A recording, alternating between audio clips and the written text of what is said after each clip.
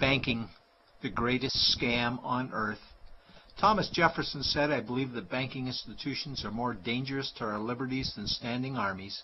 If the American people ever allow private banks to control the issue of their currency, the banks will deprive the people of all property until their children wake up homeless on the continent their fathers conquered." Jefferson's warning is already here. 40 million Americans are living on food stamps. Millions more are now homeless, living in tents, all because of one institution, the Federal Reserve System. The Federal Reserve is a group of private bankers who have stolen the money creation process from the American people. Most people still believe the Fed is an agency of the government working in our best interests. It is not. There is no greater form of evil in the world today, so let's explore the banking scam. None of us have ever been taught anything about money. The reason is to prevent us from learning the truth that money is a trick and money is a trap. When solving any crime, there's a universal truth: follow the money, but with the banking scam, follow it backwards. Where does money come from? The world's money supply is always growing. Where does all the new money keep coming from? Money comes from privately controlled global banks like the Federal Reserve System. They create money every day, which increases the world's money supply. Because all banks are either owned or controlled by private bankers, the real question is, how do private bankers create new money? And the answer is they create it out of thin air. Bankers create money out of nothing. They make it up. It is a fiction. Wow. Godlike power to create something of value out of nothing. A stroke of a keyboard and money is created. In fact, only 3% of the world's money is even in the form of bills and coins, which means 97% of all money in the world is just numbers typed on a computer screen. This is part one of the banking scam. Money is created out of nothing. The second part of the scam is this phony money is issued as debt. What is debt exactly? Well, when you consider we work our whole lives to pay it off, you could say debt is slavery. But whose debt is this phony money? It's our debt, all of it. It's our debt when we use credit cards, we get student loans, borrow money for mortgages, all bank borrowing. And it's our debt again when the government borrows, which is each and every day. In today's world, money is debt and debt is money, and don't forget the interest charges.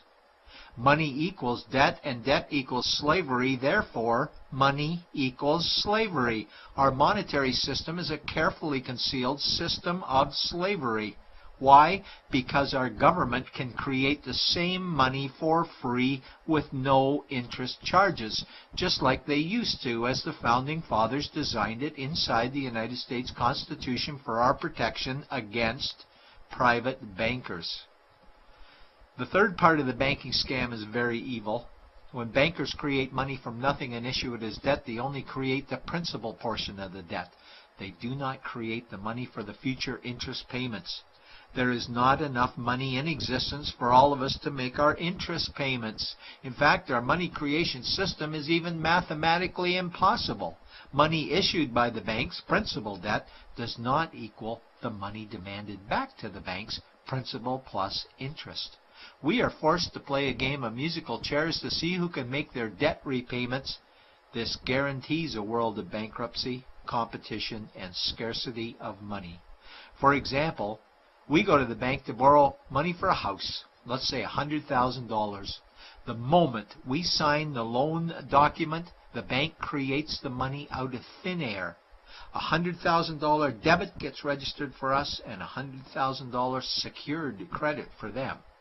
Then one of two things happens. Either we give the bank 30 years of labor making house payments totaling $300,000 for the original $100,000 we borrowed, or the bank takes our house.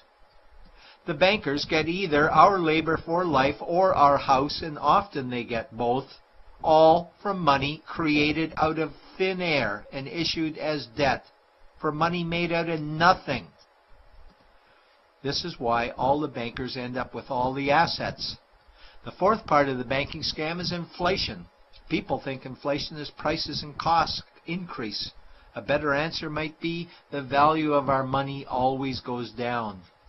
Inflation is created every time the central banks print money, which is every day. Where does all this new money get its value? The answer is it steals its value from the existing money supply, where our savings are. Our savings are disappearing because of the new money they're printing. If money creation was in balance with goods and services, there would be no inflation. Prices would stay the same. But the reality is banks always print money, driving prices ever higher, which steals the value of our savings, making them disappear. Since the private bankers created the private Federal Reserve in 1913, the United States dollar has lost 97 cents in purchasing power. An item in 1913 that cost $100 in 2011 cost $2,230, a price increase of 2,130%. This is the banking scam. 4 parts. Private bankers create money out of nothing and charge interest on it. There is no money created for the future interest payments, and inflation steals our savings every day. In order for the banking scam to be pulled over our eyes, the bankers need help from the likes of paid-for politicians and appointed civil servants, military-industrial complex, mainstream media, multinational corporations, and the bankers' good buddies. For example, what do our banker-controlled television networks say about criminal bankers? "Oh, bankers are our saviors. Chairman is Man of the Year. He saved the world. Bankers really do deserve their bonuses. They're so smart."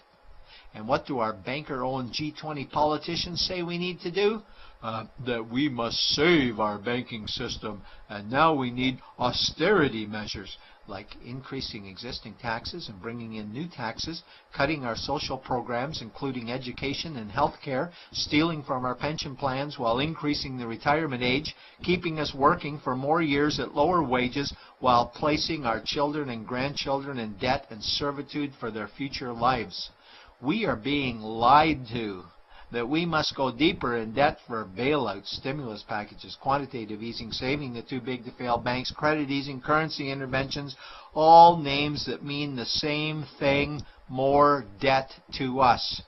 Is it not strange that the solution to too much debt is always more debt to us? And where is all this money going? It's going to the banks and to the bankers. They are stealing our money right now. 0.1% of the world's population owns 2/3 of the world's wealth. This means that 99.99% of the world's population own less than 1/3 of the wealth, a decreasing amount because these guys are stealing it. We desperately need to wake up to the banking scam.